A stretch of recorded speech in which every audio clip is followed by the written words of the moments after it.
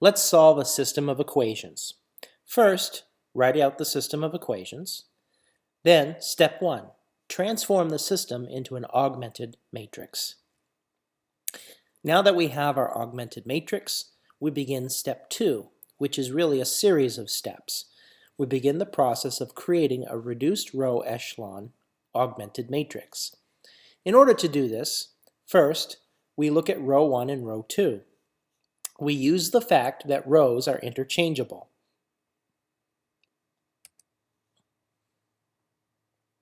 So we switch the rows.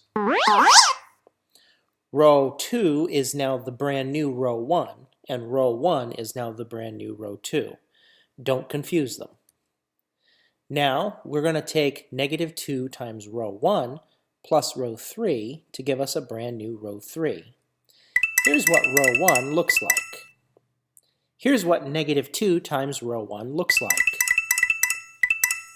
Now we're going to add row 3 to -2 row 1. The result is 0, 0, 3, -3, -6. This is our brand new row 3.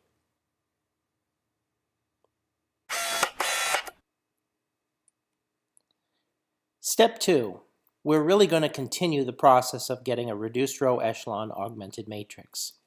The first thing I'm going to do now is take -1 times row 1 plus row 4 and replace this with row 4.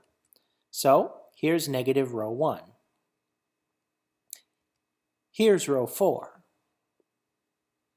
We're now going to add the two together and get a brand new row 4. This becomes a brand new augmented matrix.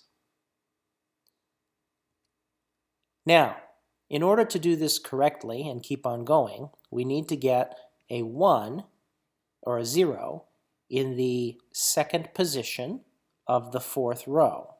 So I'm going to take 6 times row 2, add it to row 4 to give me a new row 4. Do the multiplications out and add, and you should get the following matrix.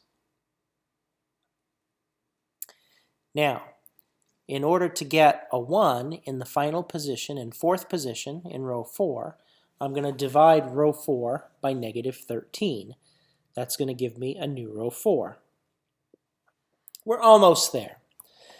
Notice in the third row I have 3, -3, and -6. The third position in row 3 needs to be a 1. So I'm going to take row 3, divide by 3, and that's my new row 3. And now I have a matrix that's in reduced row echelon form.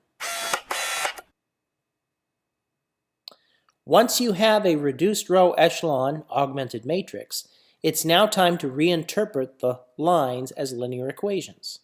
So the first equation, x plus 2y minus z equals 2, y plus z minus 2w equals -3, z minus w equals -2, and notice w equals 3. We actually have part of the solution now. Now we can backwards substitute. Place 3 into the equation for z minus w equals -2, and we discover that z equals 1. Now take what we know about z and w, place it into the second equation, and we discover that y equals 2. Now take what we know about y and z, substitute this into the first equation, and we get x equals -1. Therefore, the solution is at the ordered quadruple, -1, 2, 1, 3, and we've discovered the solution to the system. Now, don't let this video go and think that you understand it. I want you to now try exercise 63. If you can successfully get through exercise 63, then you've demonstrated that you're beginning to understand how this process works.